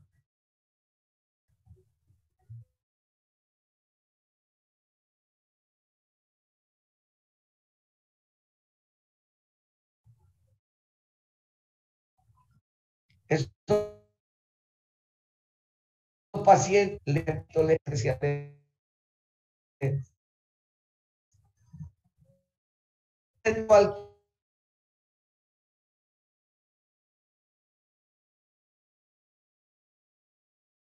cabeza presión Adriana de Meda, circunstancial. A ese alumno mío hace 5 años no se hubiera tomado la presión arterial médica, ¿sí ven? Y porque yo he hablado de esto, ellos tomar presión arterial, se tenía 150-90, un chico de 21, 22 años, que son las edades de los chicos cuando yo doy nefrología. ¿Sí? Y miren lo que terminó. ¿Sí ven? En una cirugía y cirugía. ¿No? Yo no supe nada. Se hizo la tomografía porque siendo estudiante él no tenía para hacerse. Entonces tuvo que ahorrar. Mira, ahorró dinero para tomarse la tomografía. Las suprarrenales, ¿sí ven? Entonces, esos pacientes hipertensos que toman AINES, ahí está. ¿Ya cuántos casos yo he tenido al respecto? Entonces, cuando me vienen pacientes con nefropatía crónica avanzada y no son diabéticos y son hipertensos, ¿qué cree que es lo primero que yo les pregunto? ¿Usted tomaba para el dolor de cabeza Voltaren, diclofenac? Uy, doctor, sí, cada vez que me dolía la cabeza yo me tomaba 3, 4 diclofenac. ¿Y cuántas veces hacía eso? Dependiendo de unas 3, 4 veces en el año. La jodió. Ahí está. ¿Sí ves? Listo. Entonces, ahí está. Pero también, si persiste en el tiempo, las prostaglandinas incrementan pues, la secreción de renina porque no puede haber la vasodilatación permanentemente. ¿Ya? Antagonizan el efecto de la retención de agua de la ADH. Claro,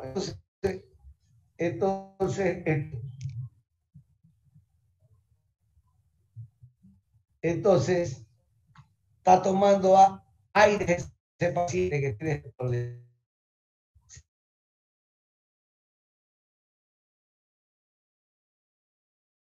¿Sí ve? Y este es el minuto a minuto, como le digo. Se activa el eje renina, angiotensina, aldosterona para mantener la normolemia, la normopresión. Pero tenemos nuestras hormonas vasodilatadoras y natriuréticas, como es el natriurético auricular y las prostaglandinas, y incrementa la excreción de sodio en estas situaciones fisiológicas de depresión del volumen circulante efectivo.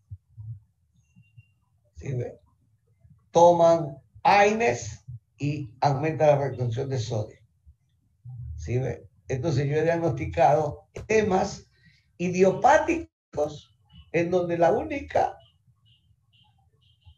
único que hemos encontrado que había sido una mujer tomadora de AINES. Entonces le dije, usted no puede tomar AINES.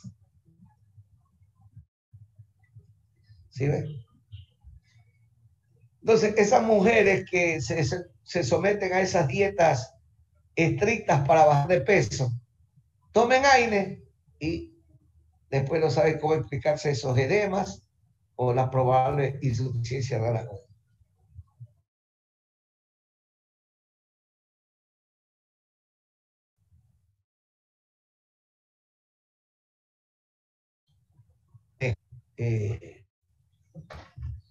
AINES.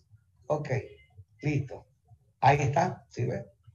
En estas condiciones de hipovolemias severas, por vómitos, diarrea, tratamiento diurético, insuficiencia cardíaca congestiva, cirrosis hepática, enfermedades glomerulares, incluido el síndrome nefrítico y la nefritis lúpica, toma AINES y de ley que va a tener insuficiencia renal aguda.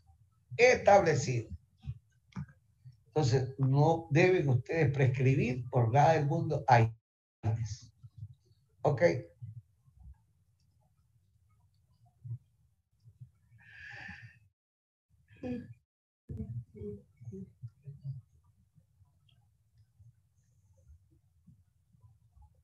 Sí, esta sería así. Muy bien.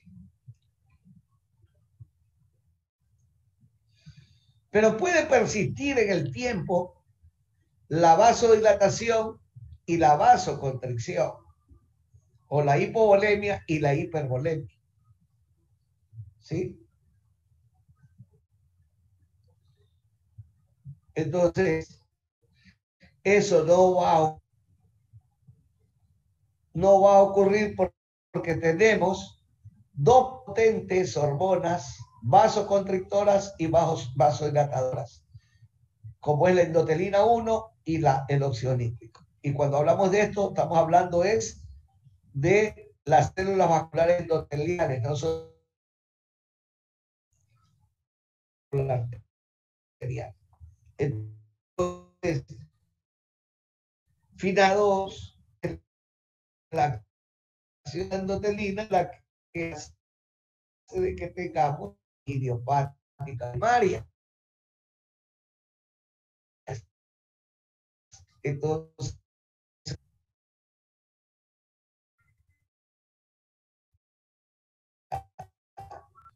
son estos dos superpoderosas hormonas, las que finalmente regulan la hemodinámica sistémica, ¿verdad? Ya no a nivel renal, sino sistémica, pero en la que el riñón juega un papel importante. Porque si persiste el sangrado, por un evento agudo, persiste el problema de los vómitos, diarreas incontenibles, o sea, pacientes con SIDA, por ejemplo, con Campylobacter jejuni, creo que es ¿mande? No, 31, el 1 de agosto.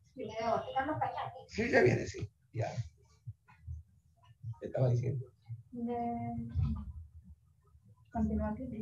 Claro, entonces, a veces esos pacientes con SIDA tienen insuficiencia renal aguda, pero es porque tan persistente es el síndrome diarreico agudo, ¿verdad?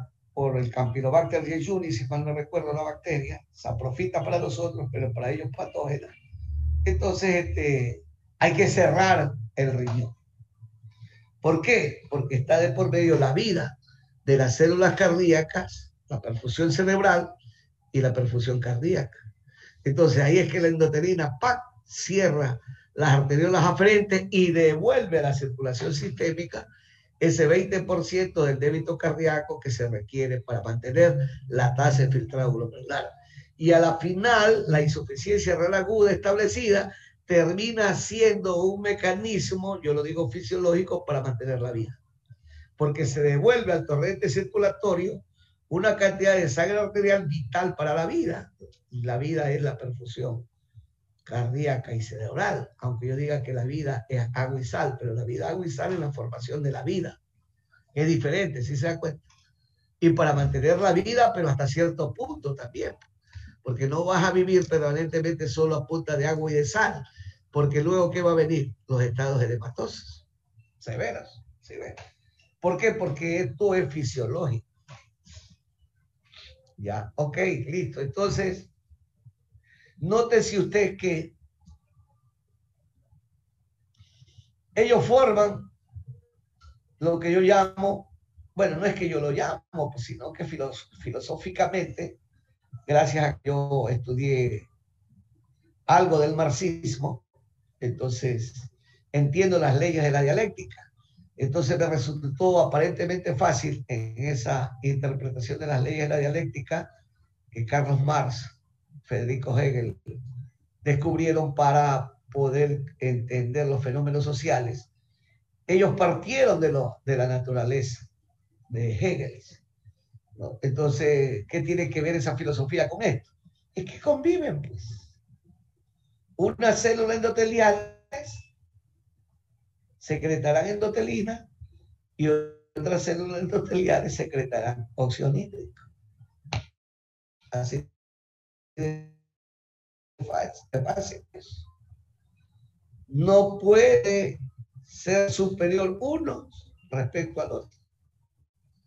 Es necesario la convivencia, porque si uno supera al otro, viene el ejemplo, cuando hay enfermedad con el óxido nítrico, cuando hay una exagerada producción de óxido nítrico. ¿Y qué viene? La hipotensión severa. ¿Cuándo ve usted hipotensión severa? En la sepsis. ¿Sí ve? En la sepsis. Entonces, esa es la razón por la que los intensivistas de entrada, todo paciente que entra a terapia intensiva, antibiótico. ¿Sí? Entonces, esta es una situación. ¿Por qué? Porque todas estas sustancias proinflamatorias secretadas al torrente circulatorio por las células hace que entren a las células endoteliales, encuentran su receptor. Mira tú. ¿Sí ve? Entran al núcleo, la óxido nítrico sintasa inducible, el ARN mensajero activa la L-arginina, el precursor del óxido nítrico. ¿Sí? Y su contrario, así mismo, la angiotensina 2, vasopresina, trombina, factor de crecimiento transformante beta, insulina, shear estrés, tienen su receptor, mira, ve. Por aquí, endotelina, y por acá, óxido nítrico. El hecho cierto es que la regulación hemodinámica sistémica está dada por estas grandes hormonas. pero que a su vez una puede causar hipertensión arterial, otras causan hipotensión arterial. ¿Ya? Y ya le estoy diciendo, vaya las razones. El óxido nítrico es una hormona, pero realmente aparentemente es una molécula gaseosa, ¿ya? Formada de la L-arginina y ese a su vez del óxido nítrico sintasa inducible neuronal y endotelial. Son tres, ¿cómo se llama? Preformas o isoformas de óxido nítrico, igual que la endotelina, 1, 2 y 3. Aunque aquí está una nomás. ¿Sí? Ya, entonces,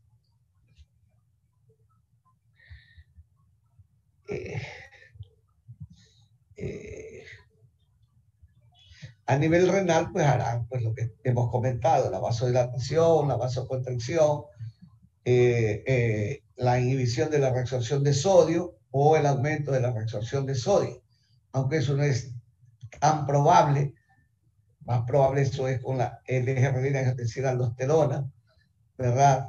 Y por la otra vía, los péptidos natriuréticos auriculares y las prostaglandinas. Ok.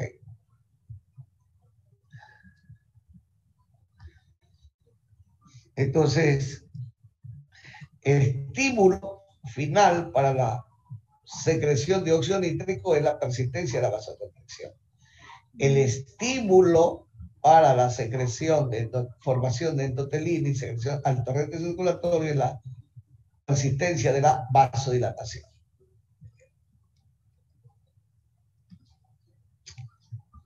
Asimismo tenemos otra hormona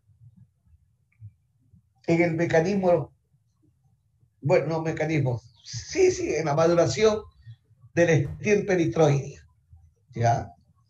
Que nos permite a nosotros decir, cuando el paciente con enfermedad renal crónica avanzada, una tasa de filtrado glomerular igual o menor de 30 mililitros por minuto, se evidencia la anemia, se presenta la anemia.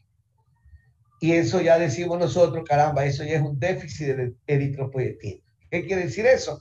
Que ya no hay suficientes nefronas para producir eritropoyetina. El estímulo para la secreción directa de eritropoyetina es la hipoxia medular, como ya le habíamos dicho, y aquí lo volvemos a reiterar. Entonces, la eritropoyetina es secretada por las fibroblastos intersticiales al torrente circulatorio o compartimento vascular. Y van a la médula ósea, donde las unidades formadoras eritroides, ¿verdad?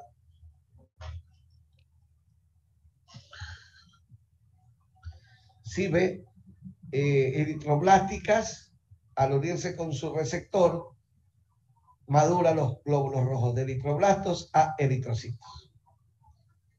El 70-80% es de esta forma, aunque tenemos un 30% a nivel hepático de eritropoyetina. Entonces, esta es una hormona importante, básica. Se logró aislar genéticamente la eritropoyetina en el laboratorio y hay producción de eritropoyetina sintética y consecuentemente logra controlarse la anemia de los pacientes con enfermedad renal crónica avanzada. No obstante de aquello, cuando ya el paciente tiene síndrome urémico, será ahora la lisis celular, la hemólisis que ocasiona la uremia, la que, por más eritropoyetina que usted le ponga al paciente, ya no da más. Y por lo tanto, los pacientes tienen que entrar en diálisis porque ahora hay que desuremisarlos. Es decir, disminuirle la urea de tal manera que les ha causado una anemia severa que ya no puede ser controlado por eritropoyetina. Entonces es la evidencia de que la anemia de esta característica es una anemia secundaria. Finalmente, tenemos dos hormonas que trabajan asociadas, la PTH y el calcitriol. ¿Cuál es el estímulo para la secreción de PTH? Que de manera directa se secreta PTH porque la glándula que secreta PTH es una cosita. No creo que llegue ni siquiera a 2 centímetros o 2 centímetros. Ahí. al lado de la tiroides. Y ahí mismo en la glándula está el sensor del calcio. Es decir, está el semáforo, aquel que te está diciendo, se está bajando el calcio. Y esa es la señal, ese es el sensor para que la PTH secrete el torrente circulatorio PTH. Secreta PTH, ¿y a dónde va? Al riñón. Para que aumente la reabsorción renal de calcio. Y contribuye a formar calcitriol para que aumente la reabsorción gastrointestinal de fosfato de calcio. ¿Sí ven? De esa manera, todas las personas sanas tenemos normocalcemia. Decirle a un paciente formador de cálculos que tenga una dieta muy pobre en calcio significa estarle produciendo secreción permanente de PTH para que aumente la reabsorción renal de calcio o la reabsorción intestinal de calcio o saque del hueso calcio. ¿Sí ve? Y al sacar calcio de los huesos, quedar fósforo en el torrente circulatorio del compartimento vascular, eso hace que aumente la excreción de fósforo y tenga más fosfaturia y más hipercalciuria, más cálculo forma. Ya. Es que eso no se logra entender, yo no sé por qué, bueno, no estudiar. Tendría que yo darle clase a todos los médicos sobre estas cosas para que comprendan. Entonces, por esa razón, nuestros pacientes con enfermedad renal crónica avanzada o aquellos que ya están en diálisis siempre van a tener hiperparatiroidismo secundario. ¿Sí ve? No como enfermedad per se, pero sí tenemos que controlar la PTH, sino que el paciente con enfermedad renal crónica, como tiene disminuido la tasa de filtrado glomerular, no tiene suficientes nefronas para que reabsorba calcio y forme calcitriol. Felizmente tenemos calcitriol ya también como eritropoetina de manera sintética y damos calcitriol, pero damos una vez o 2 veces a la semana. ¿Por qué? Porque esto es lo que reabsorbe pues, el calcitriol en el tracto gastrointestinal. Ahora le damos calcitriol no tanto por los riñones, porque ya no tiene células tubulares suficientes, sino que aumentamos la reabsorción gastrointestinal de fosfato de calcio. Pero el grave problema es que como tiene disminuido el filtrado glomerular, al darle calcitriol de manera permanente, le vas a producir hipercalcemia, pues. Entonces, por eso es que se debe dar 1 o 2 o hasta 3 veces a la semana calcitriol. ¿Sí ven? Ahora con esta vaina del COVID, esos laboratorios naturistas están que hacen plata, entregando unas soluciones que, ¿cómo se llama? Que eso fortalecen el sistema inmunológico y tienen calcitriol. Lo que vamos a tener es más pacientes con cálculos renales, porque va a haber una hipercalciuria del HDP, entonces ya, formación de cálculos renales. Bueno, entonces, la razón de la secreción de PTH, por un lado, es el calcio bajo y por el otro lado, el fósforo elevado. Pero esto, repito, por favor, no lo podemos identificar por un examen de sangre, porque esto es algo fisiológico. Sí, eso se está dando en las personas sanas. Lo que pasa es que los pacientes con insuficiencia renal crónica, con filtrados glomerulares, ahora se sabe, incluso mayores de 30, 35, 40, 45, ya se está secretando PTH. Sí. Se está secretando PTH. No vas a identificar tampoco la PTH por un examen de sangre y vas a encontrar la PTH elevada, excepto en los pacientes con enfermedad renal crónica avanzada, o sea, o insuficiencia renal crónica definitiva. Y tan grave es este problema que tienes 1000, 2000 y hasta 3000 picogramos o microgramos de PTH. Ya. Entonces, ya lo atiendo. Ok, que me espero. Entonces, el estímulo para la secreción de PTH es una discretísima disminución del calcio y un aumento del fósforo en el vascular por dietas ricas en fósforo. atún, sardina, marisco en general, etc.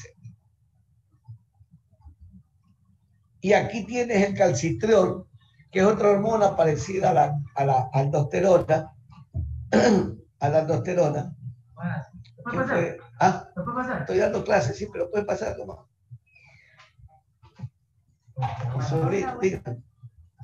Ah, no, pero no te puedo atender, estoy dando clases. A la una, ya mismo. Ya. Racío. ¿Quién? Racío, la licenciada María. Bestia, tengo un gerente de una de mis empresas que ya no habla como gerente, sino que ahora dice la CEO. Llega el CEO, ¿no? Porque ya no se usa gerente, ¿no? Ya no, ya la palabra no es gerente, ahora es el CEO. Es un CEO real que tengo yo, que bestia. Bueno. Muy bien, entonces fíjese usted que tienes una hormona, así mismo, mira, ve. El ambiente, la naturaleza, la dieta o el sol, los rayos ultravioleta, hace que en la piel el 7 de hidrocolesterol o la dieta forme colecalciferol y a nivel del hígado se metabolice a 25 hidroxicolecalciferol. Y en el riñón la alfa-1 hidroxilasa finalmente la transforma en calcitriol o vitamina D activa en los túbulos proximales, pero el calcitriol actúa en los túbulos distales. Túbulo distal, segmento conector y túbulo conector cortical, donde el calcitriol aumenta, ¿verdad? Perdón, donde el calcitriol,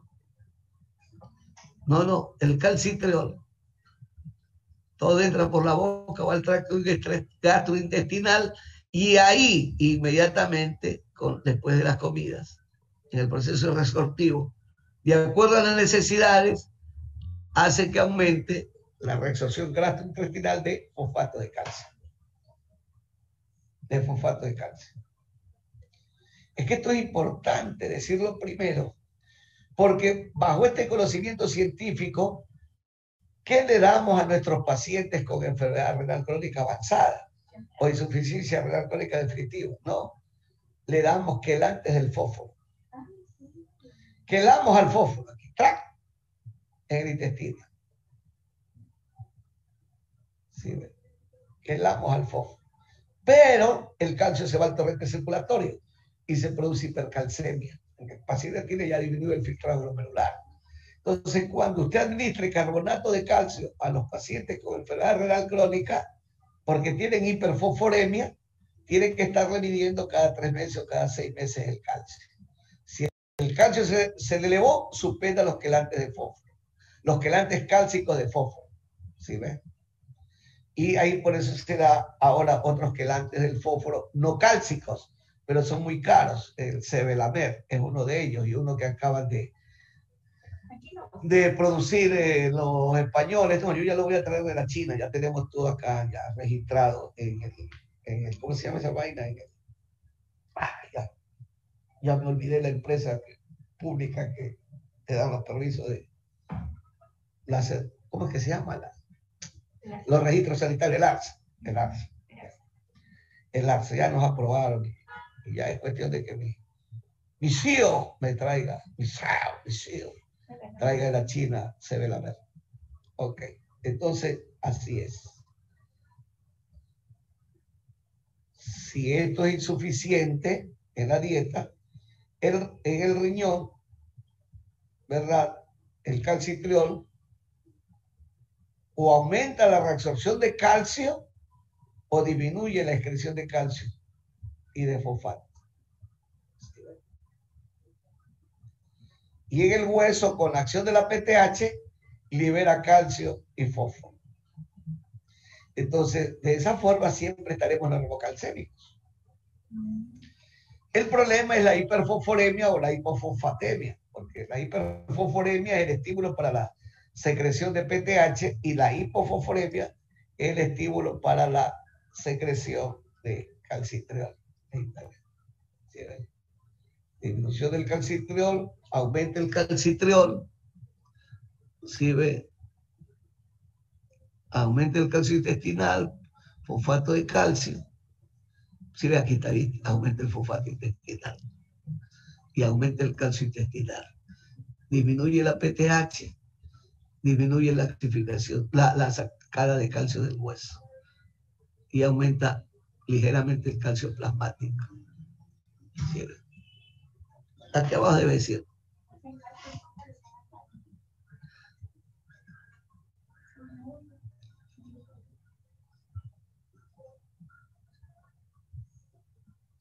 Claro, entonces por esa razón es que usted tiene que estar dando siempre calcitriol. ¿Por qué tiene que estar dando calcitriol? Para neutralizar la secreción de PTH. Ahí está bajito. Porque el problema es que el hiperparatiroidismo secundario te va a causar hiperparatiroidismo terciario, el hiperparatiroidismo terciario, calcifilaxis y la muerte del paciente. Bueno, ya entonces, pero ahora ya tenemos, como tú decías, el calcidiol, el Sempra. Entonces le damos hasta endovenoso a estos pacientes para tratar de neutralizar la PTH. Y diálisis. Yo ya tengo hemodiafiltración para sacar la PTH de la sangre. Porque ya la PTH se convierte en una molécula intermedia que no es fácil ser filtrada por la hemodiálisis convencional, sino por las hemodiafiltraciones. Lo que pasa es que no, los nefrólogos que tengo acá no investigan, no hacen trabajo de investigación. Bueno. Bien, este es el último capítulo que yo doy en el primer semestre para que luego ustedes ya hablen. Ya significa que la próxima semana es el examen y a la siguiente semana empiezan los seminarios. Entonces, en los seminarios, ustedes presentan primero el artículo científico está en inglés y yo comienzo a hacerles el interrogatorio sobre la base del artículo científico. Si alguien tiene ahorita el artículo científico de su seminario, podemos hacer un ensayo para que vean cómo es el examen del segundo parcial, que es el seminario. ¿Alguien tiene el artículo? O si hay una pregunta sobre lo que he hablado.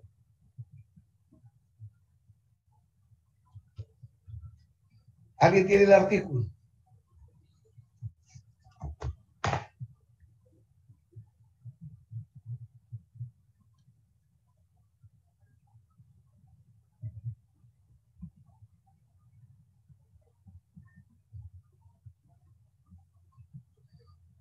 ¿Alguien tiene el artículo?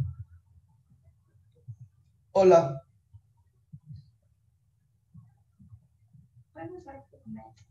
A ver, dígame. Deben el título del artículo, nada más. El título del artículo, para poner un ejemplo. ¿Alguien tiene el artículo?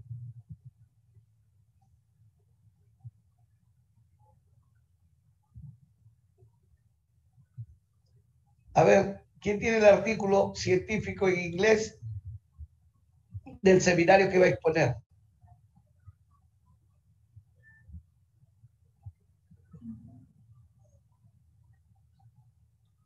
A ver, dime, tómala. Dime el nombre de tu artículo.